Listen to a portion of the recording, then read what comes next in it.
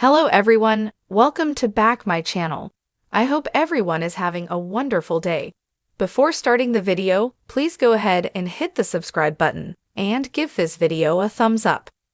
As big a deal as it was to become the first American Idol winner on Broadway, Fantasia Barrino looks back on her experience replacing Tony winner LaChanze as Celie in The Color Purple with a certain level of sorrow. "No one told me how to come out of the character," said the Grammy-winning singer and actress to IndieWire. "My life was pretty crazy at that moment, so I was carrying my cross and Celie's cross at the same time, and that was overload. That was heavy. And so when I was done with it, I was like, I'm done. I would never do this again. I would never step into her shoes again." Coming up on 2 decades ago, Barrino became the winner of Season 3 of American Idol at only 19 years old.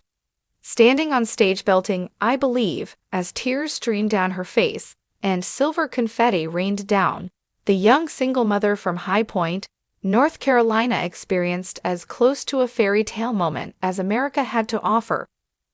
But Barrino, now bedecked in an impeccably tailored red outfit, one of the many looks of hers during this press tour that have wowed fans, uses the title of her memoir, "Life is Not a Fairy Tale," to sum up what life was like directly after being cemented as one of music and TV's biggest stars. "I didn't have anybody on my side. I had people who believed in me, but it's a difference when people believe in you and they truly just love you. You have now walked into a whole new world, and what they see is, how much money can we make?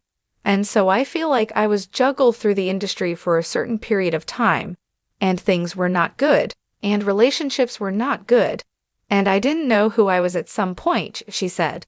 "And so that was rough and rocky. When I was playing Celie at the time, I was like, get me out of here now. What is happening to me?" It took a long time and a lot of work, but Barrino was eventually able to find stability in her life.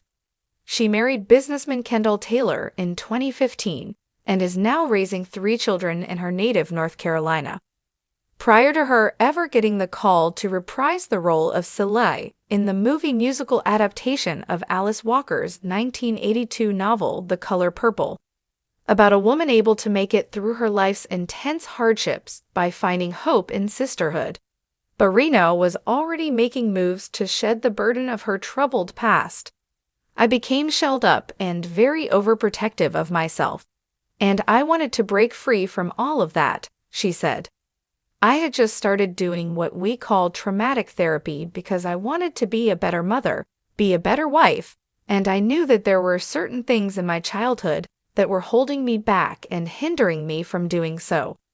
And so traumatic therapy, they take you back to your childhood life, and they bring up things you've either forgotten or wanted to forget." Executive producer Scott Sanders, who also produced the Broadway musical, was not able to convince her to come back for the film adaptation, but did manage to get her to hear director Blitz Bazawule out.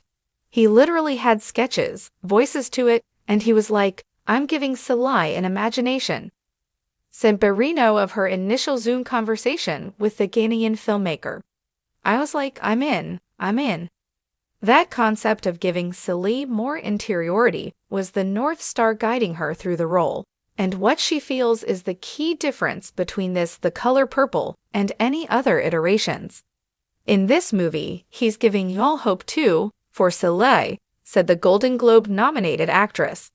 "She sees herself in a better place, in a better situation, and I think that's a lot like real life when it comes to us. When we are going through stuff, we don't just sit there and stay in it. You try to figure out, oh, I've got to get out of this." It felt truer to her own story. "When Bazawule allowed Celie to have an imagination, it made me think, wow, I remember those dark days and how I got through them.